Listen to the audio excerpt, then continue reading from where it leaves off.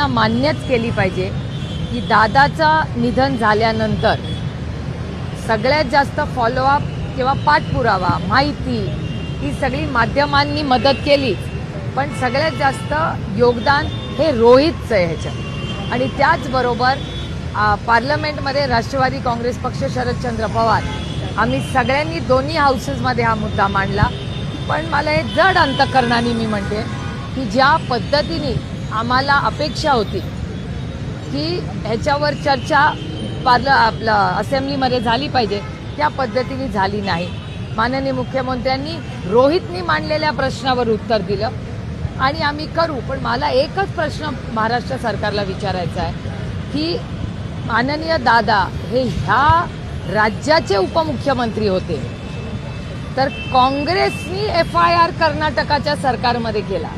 म्हणजे काँग्रेस पक्षाच्या बरोबर दादानी अनेक वर्ष एकत्र काम केलं आणि दादा गेल्यानंतर FIR करायला रोहितला काँग्रेसच्या सरकारकडे जावं लागलं आणि ज्या सरकारमध्ये दादा होता त्या सरकारने FIR करायला असा स्टँड किंवा नाकार का दिला, हे एक मोठा प्रश्नचिन्ह महाराष्ट्राच्या प्रत्येक नागरिकाच्या मनात आहे आणि बहीण म्हणून अर्थातच माझ्या मनात आहे.